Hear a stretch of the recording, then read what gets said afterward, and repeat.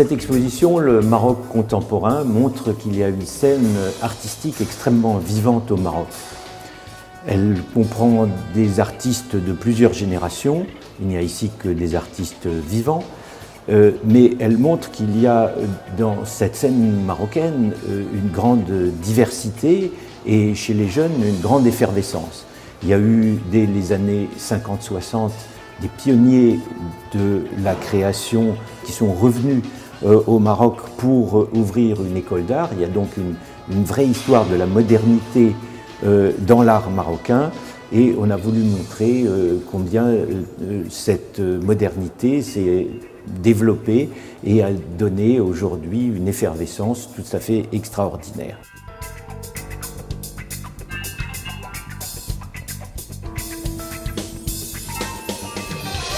On passe dans une première salle où il y a ces fameux éliges, cette géométrie de couleurs si particulière de la tradition marocaine et qui peut se relier avec beaucoup d'aisance avec toutes sortes de créations contemporaines.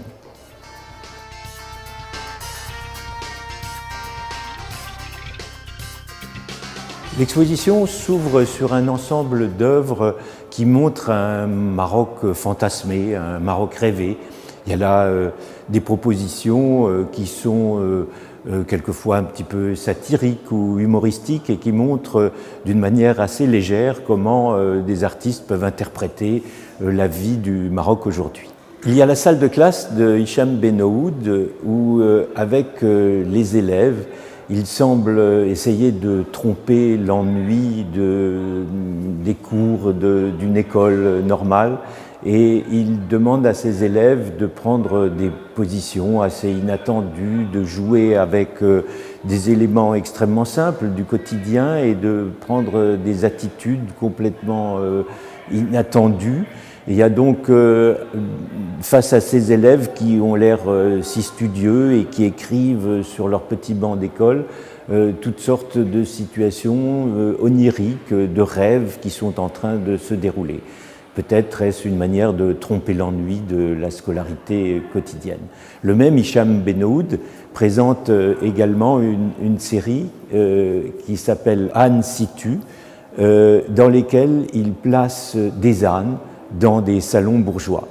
L'âne est à la fois un animal emblématique au Maroc, mais également, comme dans beaucoup de pays, la marque de la bêtise et il est souvent appliqué à certains politiciens. Par ailleurs, Ben Saïdi montre un film avec des scénettes plus ou moins comiques ou satiriques d'une vie quotidienne au Maroc qu'il amplifie bien entendu, auquel il donne une importance et où on passe d'amour quotidien à des conflits et des violences. Tout ça se passe sous une fenêtre qu'on ne voit jamais.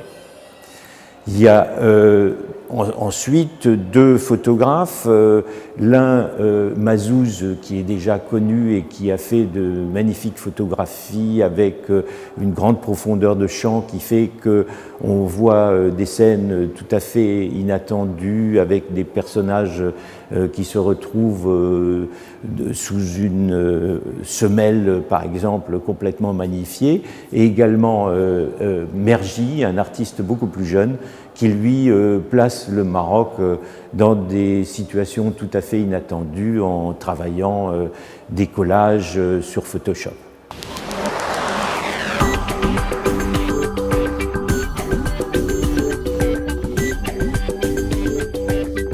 Après cette introduction un petit peu légère, on aborde les pionniers de la modernité au Maroc. Il y a là des artistes qui sont très connus au Maroc, Farid Belkaya, Mohamed Melehi, Rabi, El Grib, El Baz.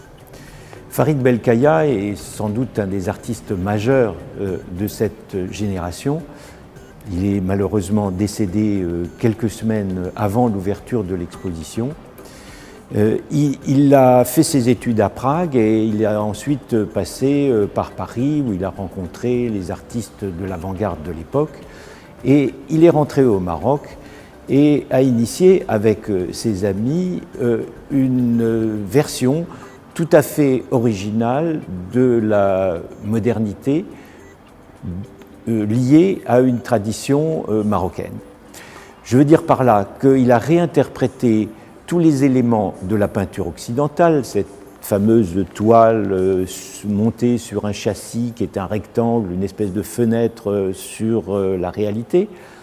Et il a commencé par substituer à la toile la peau, c'est-à-dire des peaux d'agneau, ce qu'on appelle du parchemin quand c'est en petit format, et sur lesquels il utilise plutôt des teintures que des peintures, c'est-à-dire des couleurs qui s'imprègnent dans la peau et non pas juste qui restent sur la surface. Et ensuite, il a abandonné le fameux rectangle ou le carré de la peinture occidentale pour lui substituer des formes tout à fait inventives, des silhouettes tout à fait originales qui souvent rappellent l'art islamique ou même l'art marocain.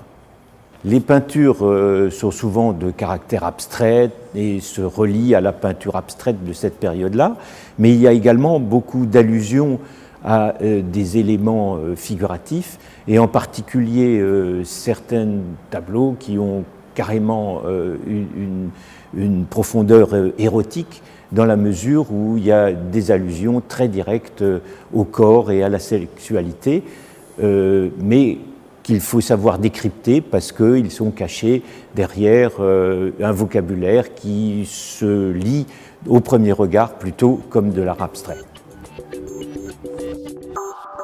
Mohamed Melehi est un ami de Farid Belkaya et comme lui, il a beaucoup voyagé étant jeune, il a exposé même à New York avec les artistes les plus innovateurs de l'époque et comme Farid Belkaya, il est revenu au Maroc et ils ont ouvert ensemble une école à Casablanca qui a été extrêmement importante parce qu'elle a été la première école qui a diffusé au Maroc et auprès des jeunes étudiants la modernité telle qu'elle se pratiquait en Europe ou aux États-Unis.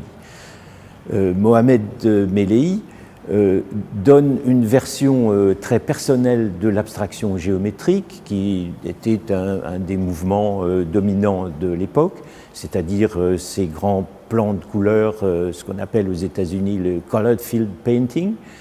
Mais il la traite d'une manière personnelle et très liée à son héritage, à sa tradition marocaine et islamique, parce qu'on voit y apparaître un ensemble de courbes et de contre-courbes qui rappellent très précisément la calligraphie. Il y a aussi une violence des couleurs qui est très particulière chez Melehi. Et chez lui aussi, on voit apparaître ces jeux de courbes qui, quelquefois, peuvent suggérer des corps et même des corps qui s'enlacent dans certains cas. Le troisième artiste de ce groupe, c'est Rabi, un artiste qui, alors au contraire de Melehi, qui travaille sur des surfaces de couleurs et uniquement dans le noir et blanc et dans la gestualité, dans la brutalité et la violence d'un geste avec la brosse, il trace des traits noirs de manière violente sur un fond blanc.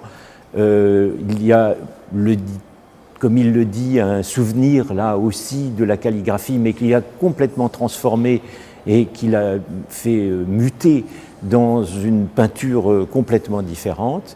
C'est quelque chose de brutal, mais si on regarde de très près, on voit qu'à chaque fois, il y a une petite touche de couleur, jaune ou rouge, à l'intérieur de ce noir, qui tout d'un coup prend une valeur extraordinaire à cause du rapport entre les différentes couleurs.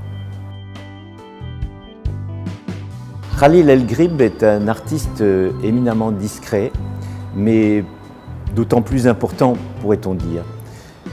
C'est un artiste qui a résolu une question qui a hanté toute l'histoire de la modernité.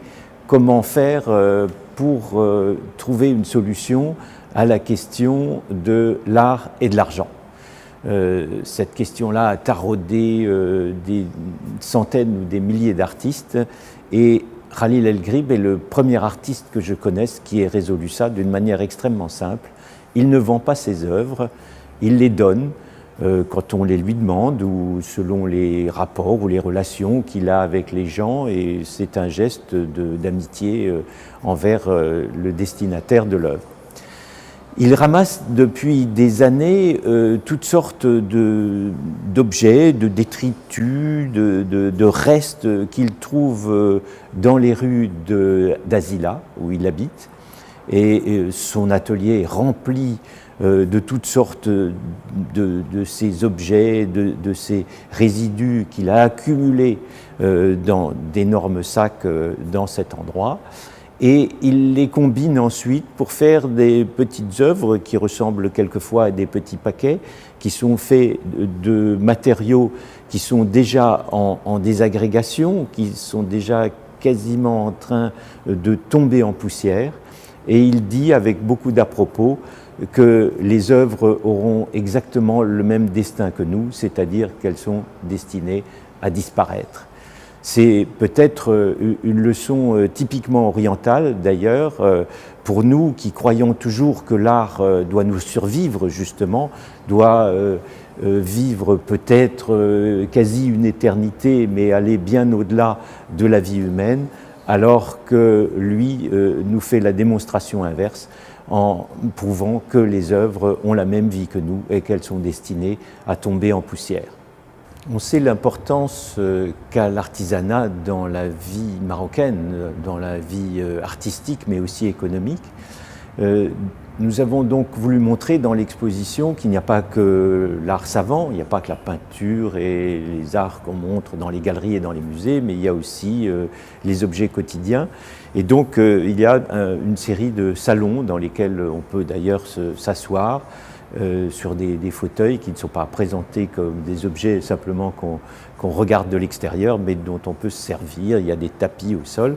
Et nous avons voulu montrer aussi quelques exemples d'invention, d'innovation dans ce domaine de l'artisanat.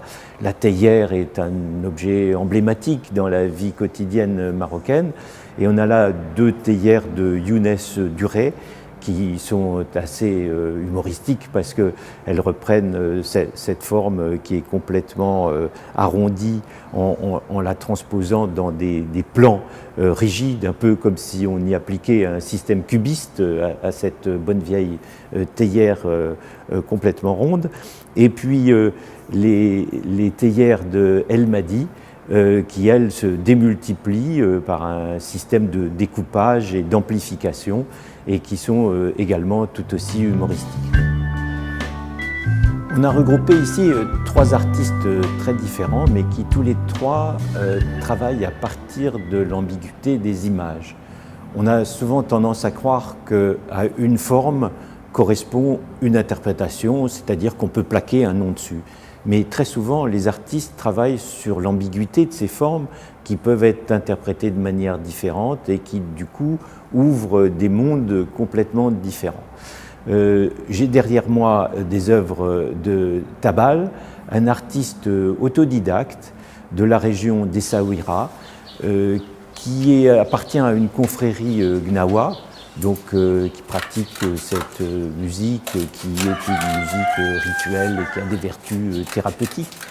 Et il fait des images extrêmement complexes. Vous voyez qu'on a affaire à des images qu'on peut voir comme une grande figuration qui se développe sur l'ensemble de la toile, mais qui en fait est réalisée à partir de toutes sortes d'éléments qui se combinent pour donner cette grande image, au point que le tableau qui est derrière moi peut être retourné à 180 degrés et il donne une autre lecture qui est toujours tout aussi valide. Un autre artiste, c'est Raraz, qui a fait à la manière, on pourrait dire, d'un Soutine un peu expressionniste, ce grand visage qui nous fait face, mais en réalité, si on le regarde attentivement, on voit que le nez est formé de deux profils, c'est-à-dire qu'il trouve là aussi une solution tout à fait originale par rapport à ce vieux problème qu'avait traité Picasso, du visage de face et de profil à la fois. Et enfin, on a les visages d'Elbaz, qui sont en fait complètement couverts de mains qui essayent d'étouffer cette bouche et ce visage, mais ces mains deviennent en même temps un profil. Et Elbaz, qui a fait partie de ces pionniers de la modernité marocaine au début des années 60, a ensuite poursuivi son travail avec toutes sortes d'anamorphoses, de figures géométriques qu'il fait avec du papier qu'il travaille lui-même et qui est fait à partir de lamelles qu'il a découpées dans le roman de Flaubert, Madame Bovary, pour en faire une espèce de magma qui devient bien sûr complètement illisible.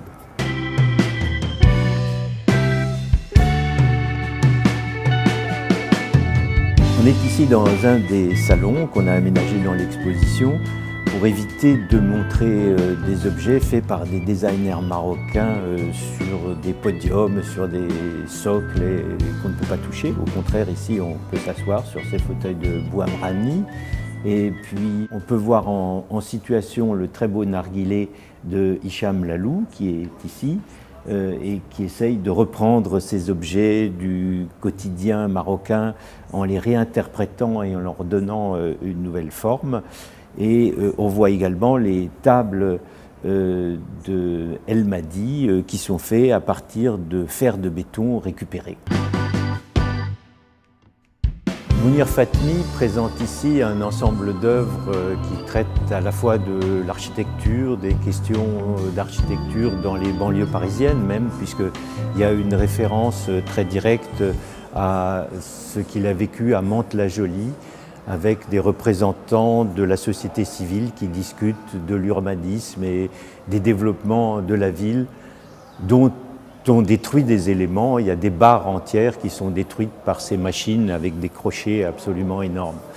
Mais son œuvre qu'il reprend à partir du film de Charlie Chaplin, Les temps modernes, est tout à fait remarquable parce qu'il transpose cette énorme machinerie dans le monde islamique, avec ces rosaces et ces calligraphies qui deviennent des grandes roues et des engrenages. Et on a sans doute ici affaire à une espèce de métaphore de l'entrée du monde arabe dans la société moderne et industrielle.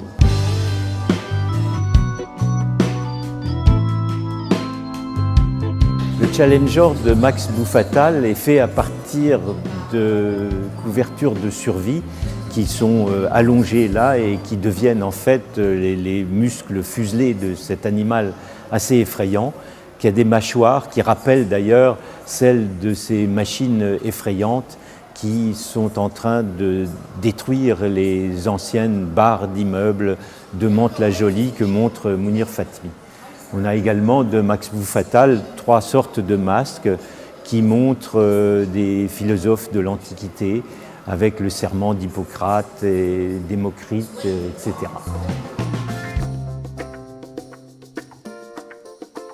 Eric Vanov est un artiste belge qui s'est établi à Marrakech à cause de l'importance de l'artisanat dans ce pays. Il a pris un moteur Mercedes V12 qui est considéré comme un des plus performants dans l'histoire de l'automobile et il l'a entièrement démonté. Il est abouti à avoir plus de 500 pièces et il a pris ces 500 morceaux de moteur et il les a donnés à des artisans pour qu'ils les reproduisent le plus fidèlement possible. Les artisans ont utilisé des matériaux extrêmement différents, toutes sortes de bois, des métaux divers, du cuir, de l'os, de l'ivoire, de la céramique, même du textile, pour reconstituer un moteur dont les différentes pièces ont été ensuite assemblées pour faire cette espèce d'objet complètement étrange et qui n'a, comme le dit l'artiste lui-même, qu'un fonctionnement poétique. Le même genre de transmutation de la matière, de transposition de la matière dans un domaine complètement différent, on le trouve avec la table de Iwi Lassen, qui utilise le pneu, parce que son père fabriquait des pneus pour faire des seaux ou des chaussures pour l'usage dans les campagnes. Et Iwi Lassen a fait cette table extraordinaire qui est faite à partir d'éléments d'éléphants, des pattes qui deviennent ensuite des trompes, et le tout qui est extraordinairement inventif et surprenant a été fait à partir de pneus.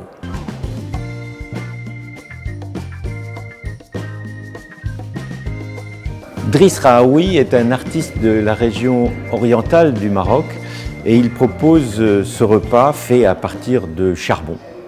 Son père était un mineur et comme il le raconte, il a emporté son repas ou son sandwich dans la mine et bien sûr il avalait avec son repas une certaine quantité de poussière de charbon et il en est mort à 40 ans. C'est donc une évocation de cette situation terrible et difficile des mineurs que l'artiste évoque ici. D'une manière analogue, sur le plan strictement visuel ou esthétique, on a deux tableaux de Moab Nani qui sont faits à partir de colle et qui donnent donc cette matière extrêmement scintillante et brillante sur les toiles. Latiris est un artiste de Tétouan et il nous propose ici ce qu'il appelle la porte de l'enfer. Il y a une évocation de la guerre, bien entendu, avec des armes, avec des diables, des drapeaux, mais plus précisément aussi avec des briquets qui évoquent ce garçon qui s'est immolé en 2011 en Tunisie. Et ces briquets portent les drapeaux des différents pays belligérants dans le Moyen-Orient. Mais c'est une évocation des violences et de la guerre d'une manière plus générale. Une fois passé la porte, on pénètre dans l'installation. On est confronté à un roule, ce personnage, sorte de diable qui représente le mal. Sur le mur, Latiris a mis une inscription en miroir, donc qui renvoie l'image du reste de l'espace, qui dit que créer, c'est résister, et résister, c'est créer. Et il utilise également dans ce fond de papier peint tout un vocabulaire extrêmement coloré qui est issu de l'imagerie populaire islamique.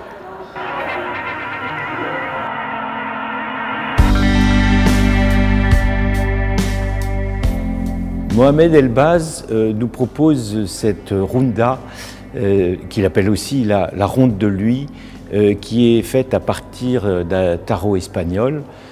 Ces images de tarot sont sur des miroirs, puisqu'ils nous renvoient notre image et nous indiquent que nous sommes tous dans ces inquiétudes sur l'avenir, dans ces interrogations sur ce que va être notre futur. Et ces cartes, avec leurs différents signes, leurs motifs et leurs symboles, doivent nous aider à comprendre ce qui va nous arriver sur un plan individuel et bien sûr aussi sur un plan politique.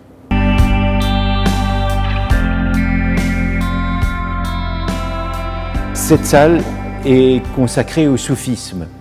On y retrouve à la fois des artistes de la première génération de la modernité marocaine, ces pionniers comme Farid Belkaya, avec ce tableau qui est fait en partie en cuivre martelé, donc avec une technique qu'il reprend de l'artisanat marocain, quelque chose qui est esthétiquement tout à fait inscrit dans une tradition marocaine, peut-être difficile à comprendre pour notre compréhension de l'art abstrait. Il y a également un autre tableau où il recherche les motifs, les rythmes, les volutes qui sont celles des derviches tourneurs et de la trance, auxquels il s'intéresse beaucoup.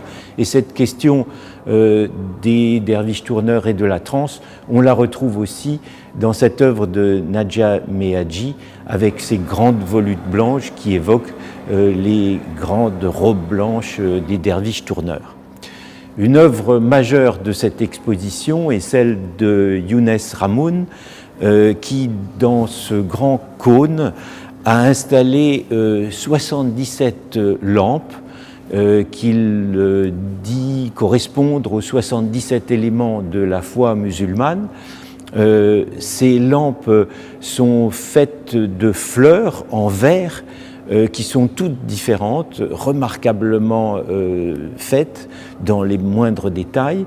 Et en dessous, chacune des lampes s'allume et s'éteint selon des rythmes différents. C'est une sorte de féerie dans laquelle on rentre parce que le tout est entouré de miroirs qui renvoient l'image à l'infini.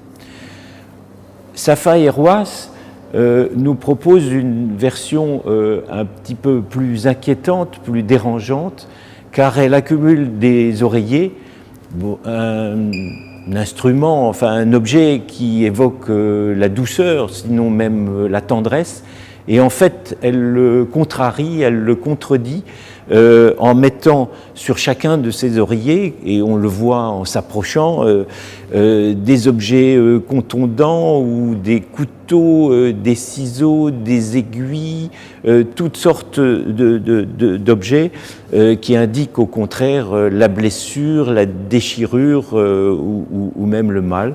C'est donc une contradiction interne qu'elle veut nous montrer à travers cette œuvre. Cette salle consacrée au soufisme se poursuit avec deux ensembles d'œuvres d'un calligraphe d'Aïfala, qui est très proche de la calligraphie traditionnelle, et le tondo de Zouzaf, qui lui transpose cette calligraphie en fait en inventant toutes sortes de petits signes, de petits symboles, quelquefois même des représentations de personnages, de figures qu'il accumule sur la surface, mais en restant fidèle à cette tradition de la calligraphie arabe. Yamou est un scientifique, il a un diplôme de biologiste qui est ensuite devenu artiste. Et on voit bien les traces de son savoir, de ses connaissances dans ses peintures, puisqu'il élabore tout un monde qui est issu de la biologie, des études au microscope. On voit apparaître toutes sortes de cellules, des amibes, des atomes, qui se mêlent à toutes sortes de développements végétaux, dans un monde qui a l'air d'être en croissance ou presque dans une sorte d'origine et où les différents éléments de la vie seraient en train de se mettre en place. Il a aussi, à part ses peintures, quelques sculptures dont la caractéristique est d'être complètement recouverte de clous. On pense évidemment à ces fétiches africains du Congo. Il y a une Lilith qui est une sorte de représentante un peu maléfique de Ève dans la mythologie. On la voit ici avec ce bras qui devient en quelque sorte un serpent qui va l'entourer et qui va peut-être l'étouffer. Et ces troncs qui se terminent par une végétation, par ces quelques cactus qui sortent de ces éléments tout à fait verticaux. Achik est un peintre que nous avons rencontré à Essaouira. Il a une œuvre de caractère expressionniste très forte. Il s'exprime très peu sur son travail, sur ce qu'il fait, et il nous a dit que justement c'était un cri dans le silence, et on le sent avec cette sorte d'explosion autour de ce visage. Parmi les éléments d'artisanat, on a ce zélige ici qui est un travail tout à fait remarquable de précision dans le détail, parce que ces éliges sont retravaillées à la main, bien entendu, et les émaux sont retaillés pour retrouver la couleur et la matière de la céramique, de l'argile en dessous de la terre qui a cette très belle couleur rougeâtre et qui joue avec les différentes teintes de bleu.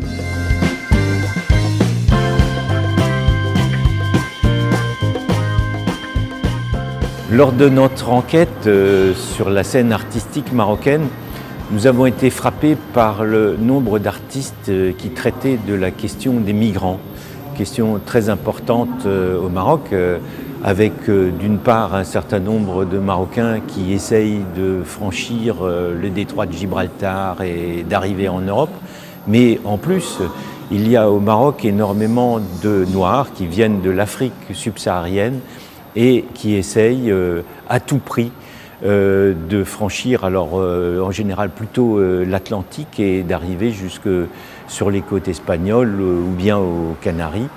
Et beaucoup de ces gens sont la victime de ces passeurs qui les emmènent sur des embarcations de fortune et un certain nombre périssent en mer.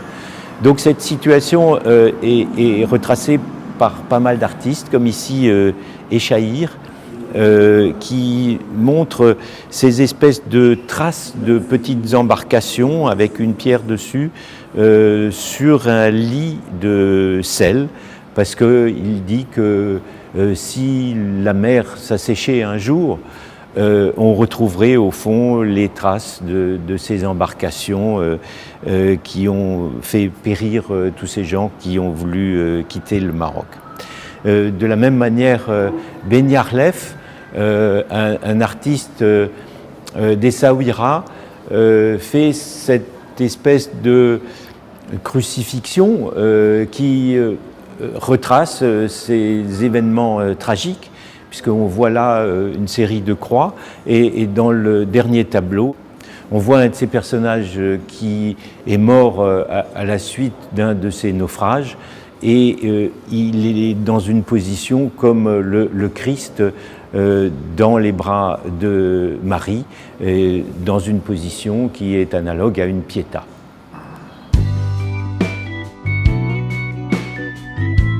Arejdal, un jeune artiste, a lui aussi essayé de quitter le Maroc coûte que coûte. Il a été victime de ces passeurs qui lui ont pris de l'argent et il est arrivé jusqu'aux Canaries. Il a été mis en prison, il a été rapatrié au Maroc et il raconte toute cette histoire dans une bande dessinée. Il a par la suite appris qu'il y avait une biennale à Dakar et n'ayant aucun moyen, il a décidé d'y aller à pied.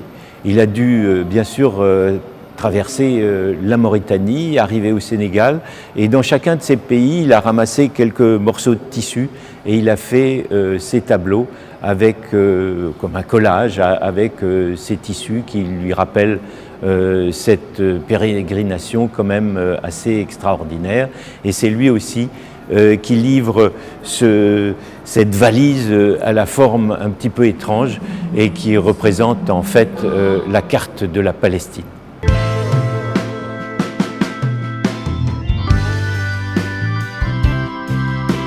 Ici sont regroupés un certain nombre d'artistes qui traitent de la situation politique ou sociale, pas spécifiquement du Maroc, mais du monde d'aujourd'hui. Et on a donc Ilkem qui montre ces chiens qui sont d'évidence très agressifs, qui sont comme un symbole de la violence, mais aussi ces armes ici qui en fait sont transformées pour devenir des espèces d'insectes, des araignées tout à fait effrayantes. Il appelle ça des arméniers d'ailleurs. Et ici un tissu de camouflage sur lequel il a mis des mouches tout à fait inquiétantes.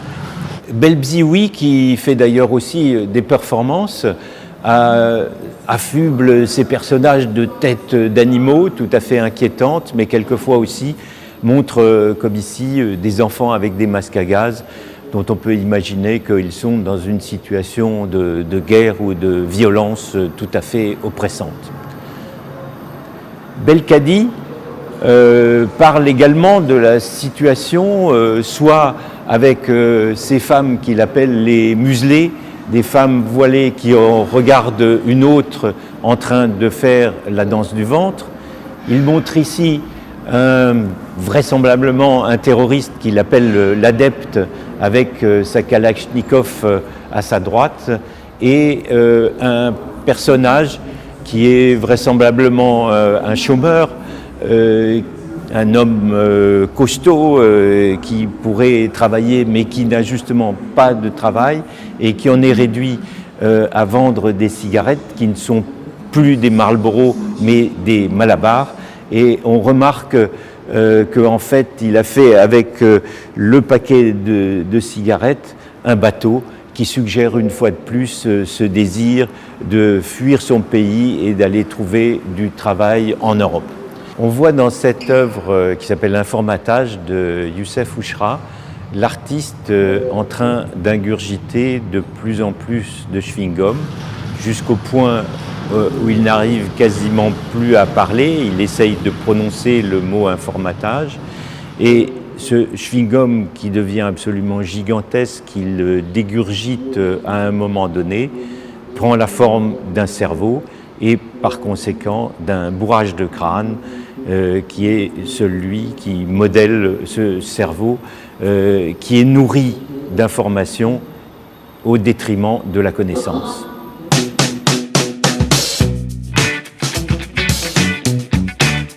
Cette œuvre a été réalisée par le groupe Pixilone. C'est un groupe qui travaille avec les technologies les plus élaborées pour faire une installation avec des projections extrêmement élaborées. Il s'agit d'une installation à partir de pain de sucre, car le pain de sucre est toujours encore au Maroc un objet qui est utilisé de manière rituelle, traditionnelle dans des cérémonies, comme un cadeau important et un symbole. Et ici, il prend toutes sortes de formes, il s'écroule à un moment donné et il est l'objet de projections où on voit apparaître des bouches ou des yeux qui le rendent vivant. Et c'est toute une vie du pain de sucre à laquelle on est confronté. Au cours de notre voyage au Maroc, nous avons rencontré à Laayoune cette femme autodidacte. Elle n'a jamais appris à faire de la peinture dans une école. Elle fait des tableaux extrêmement colorés avec des formes tout à fait extraordinaires qu'elle invente. On voit là une imagination tout à fait débordante et elle a son intérieur, son appartement complètement tapissé de ces tableaux que nous avons trouvés suffisamment originaux et intéressants pour les montrer ici.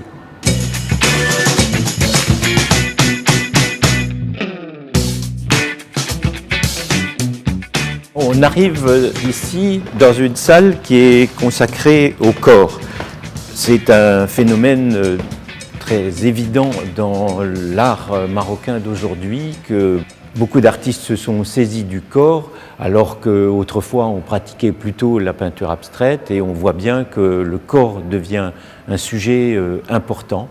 Alors il apparaît dans des peintures d'un artiste de la première génération de Cheffage, puisque ces tableaux s'appellent soit le baiser, soit sont des allusions à la sexualité, même si c'est dans une forme qui est relativement traditionnelle, qui a encore quelques relations avec le cubisme, mais on le voit aussi chez beaucoup d'artistes plus jeunes, comme Bin Bin, qui montre très souvent dans ses tableaux toutes sortes de corps entremêlés, enchevêtrés, mais curieusement qui n'ont pas l'air de communiquer vraiment, qui sont les uns proche des autres, mais comme si, en même temps, ils restaient étrangers les uns aux autres.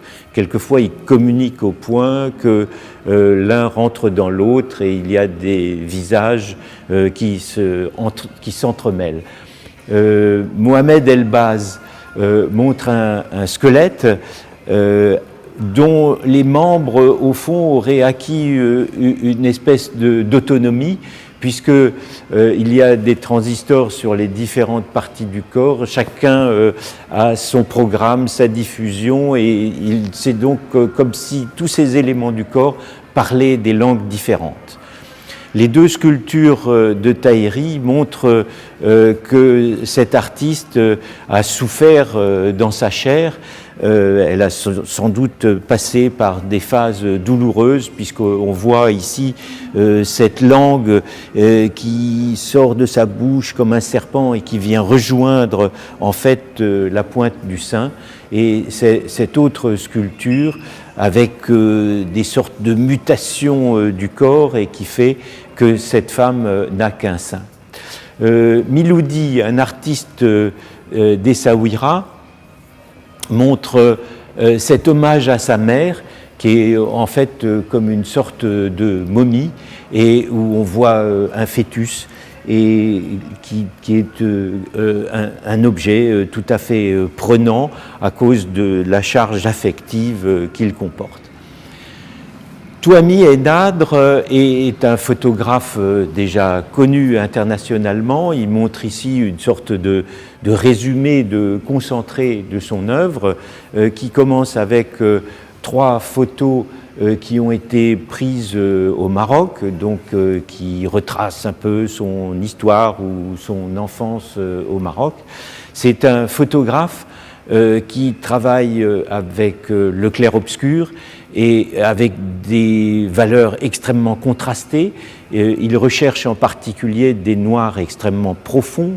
Ici, ils sont tirés sur des papiers qu'il est allé chercher au Japon chez un maître qui fait des papiers tout à fait particuliers. Et il montre ensuite une demi-douzaine de photos qu'il a faites à New York en 2001. Il était à New York au moment du 11 septembre et il a fait ces photos dans le métro où on voit des gens en train de dormir ou d'essayer de se reposer et recouverts par des tissus ou par des journaux. Ensuite, une photo qu'il a faite à Haïti il y a déjà quelques années et qui montre une scène de transe et 3 photos qu'il a faites très récemment, c'est sa dernière série au Japon, où il a suivi un rituel de bondage et on voit en particulier cette femme dont les cordes ont été enlevées mais qui garde sur sa chair les traces de ce ficelage qu'elle a subi. Ben Salam est une jeune artiste du sud marocain, mais qui vit actuellement près de Ouarzazate, où elle enseigne.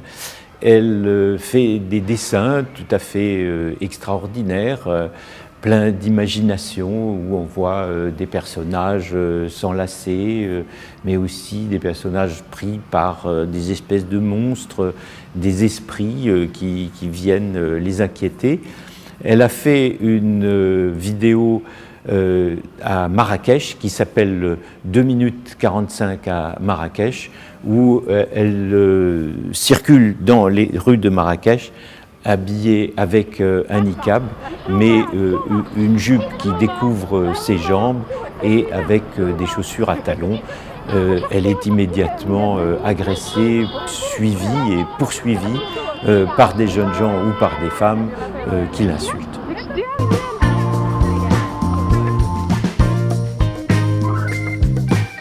Cette salle est consacrée au corps toujours, mais au corps vu par les femmes. C'est aussi un phénomène important au Maroc aujourd'hui de voir qu'il y a un certain nombre de femmes qui se saisissent de cette question du corps et qui insistent sur l'appropriation qu'elles revendiquent de leur propre corps et de le montrer comme elles le souhaitent. Alors, il y a ces photos de cette très jeune photographe, Mazir, qui a vraisemblablement subi des harcèlements quand elle était jeune et qui montre ces photos de son corps dans des situations très douloureuses. Avec un petit peu plus d'humour, il y a les photos de Mazmouz qui se montre enceinte, mais avec un costume de catcheuse, qui est évidemment une espèce de dérision de cette situation. Randa Maroufi montre une petite vidéo et quelques photos qui sont des photos qui sont complètement mises en scène, où il s'agit de ces situations de jeu et de harcèlement des jeunes gens vis-à-vis des jeunes filles, telles qu'on les connaît un peu partout, mais d'une manière peut-être un petit peu plus insistante dans les pays du Maghreb.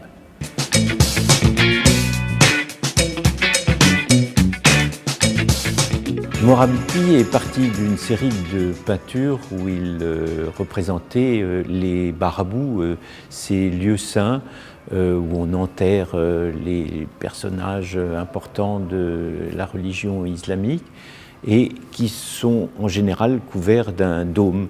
De ce dôme des marabouts, il a abouti au saint et il a décliné le saint sous diverses formes en disant d'ailleurs que le prophète lui aussi avait une mère et donc que sa mère l'a allaité. Et il y a en filigrane sur ces saints une calligraphie qui dit Allah. Ce grand rideau d'Amina Agheznaï est un bon exemple de la manière dont des artistes et des designers d'aujourd'hui peuvent s'emparer de l'artisanat, des savoir-faire marocains pour créer des objets tout à fait nouveaux et étonnants. Elle a travaillé avec une trentaine de tisserands, de femmes qui pratiquaient l'artisanat pour réaliser cette sorte de grand filet de pêche extrêmement élaboré qui apparaît comme un grand rideau dans cette exposition. Dans la salle hypostyle, une section sur l'architecture décline un certain nombre d'exemples d'architecture selon 5 catégories qui sont le sol, la matière, la ville, le patrimoine et le motif.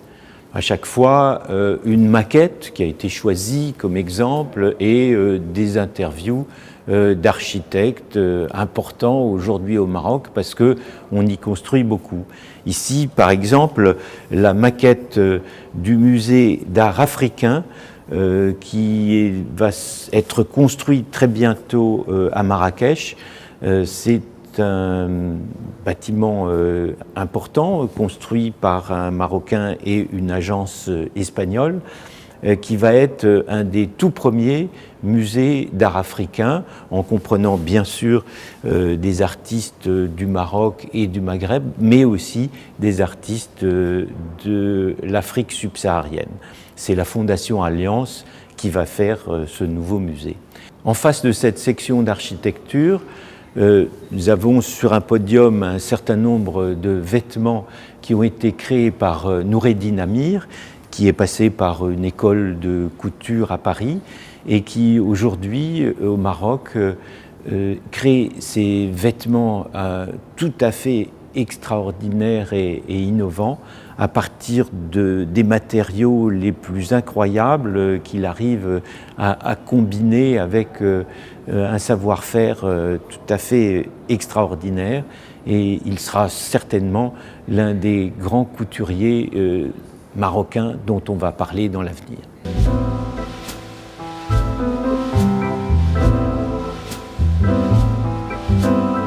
Ici, un certain nombre d'artistes interrogent la religion et les croyances. Afifi montre cette Kaaba qui s'enfonce de plus en plus dans l'eau. Mais la même Kaaba est interprétée par Mehdi Georges Laloux en se présentant sur la tête de l'artiste lui-même qui est là. On peut l'interpréter de diverses manières, soit que la Kaaba sorte de la tête de ce personnage, qu'il l'imagine et qu'elle est représentée au-dessus de lui, ou bien peut-être son poids est-il très lourd sur sa tête. Il y a également du même Afifi une représentation d'une sphère qui remplace à la Mecque la Kaaba. Bouchichi, lui, nous livre un grand compas qui est bien sûr la mesure de l'espace, et ce compas a la particularité d'avoir à la place du crayon un petit minaret. Et également de Mounir Fatmi, ce petit Rubik's Cube qu'il appelle un casse-tête pour musulmans modérés. Dans ce monde en ébullition et qui est traversé de violence et de guerre, Batoul Chimi montre ses cocottes minutes avec le monde arabe découpé dans cette casserole qui en fait devient un monde sous pression. C'est la même violence que traduit l'œuvre de Yamou avec ce tronc d'olivier extrêmement noueux, brutal, sauvage, qui est couronné par une série de faucilles qui sont évidemment extrêmement tranchantes comme des épées. L'œuvre de Ouazani, derrière moi, s'appelle le Printemps arabe. On y voit un cycliste qui est là en train de trouver son équilibre. C'est évidemment un symbole de la situation actuelle où on ne sait pas dans quelle direction vont aller les politiques de ces différents pays traversés par des situations de violence et quelquefois tragiques. Ouazani a été le directeur de l'école d'art de Tétouan et il dessine dans l'espace avec ses lignes colorées des sortes de sculptures qui pourraient être mobiles et qui rappellent en fait les plaisirs de l'enfance. Nous sommes allés dans l'atelier de Ouazani à Tétouan et nous l'avons filmé dans ses moindres détails et l'on pourra voir son atelier dans un Oculus qui permet de restituer virtuellement tout l'espace de cet atelier. Il n'y a pas que l'art savant au Maroc, l'art qui est montré dans les galeries, dans les musées ou chez les collectionneurs. Il y a aussi un art populaire et nous avons voulu en montrer quelques témoignages, en particulier avec ces tapis. Il y a ici 3 types de tapis.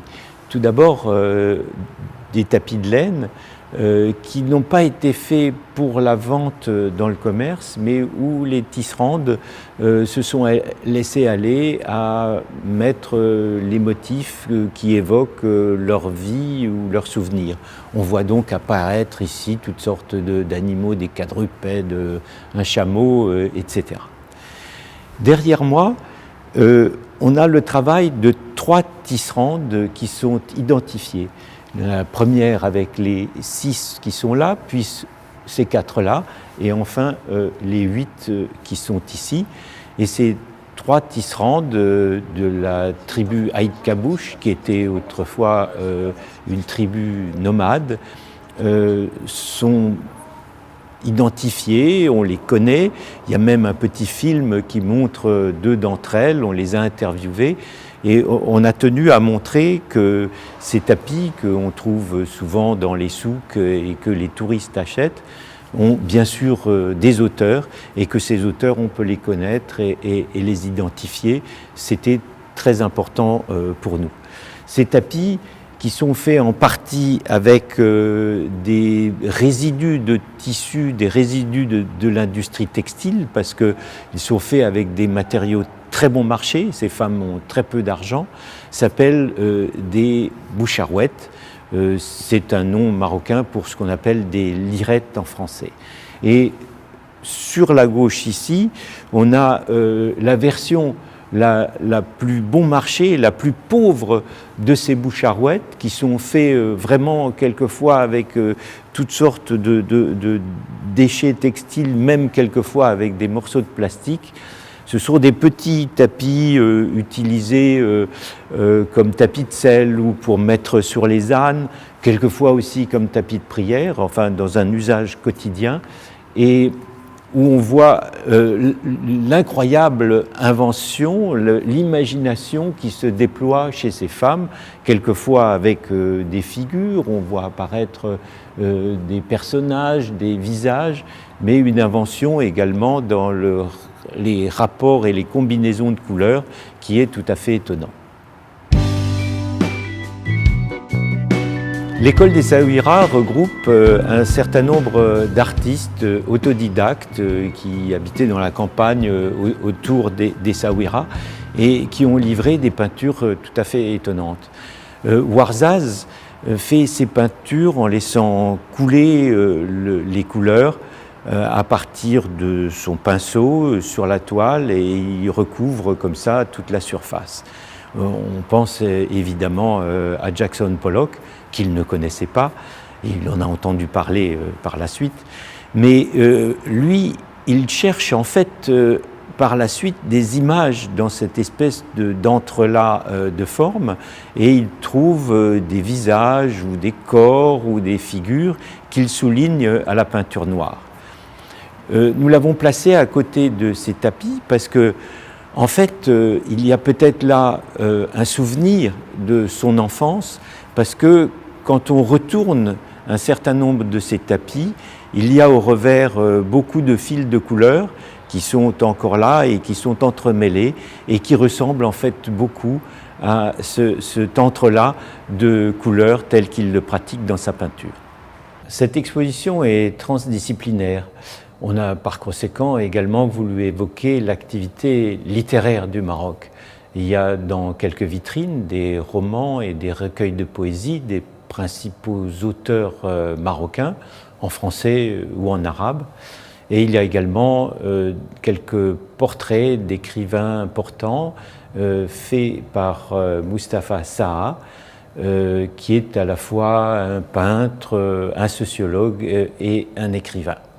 Il y a aussi des bandes dessinées au Maroc, on en montre quelques-unes, et en particulier celle qui a été dessinée par Cédric Liano à partir de l'histoire de Arejdal, cet artiste qui a essayé de fuir le Maroc sur une embarcation qui l'a amené jusqu'aux Canaries. Il est allé ensuite en prison, il a été rapatrié au Maroc.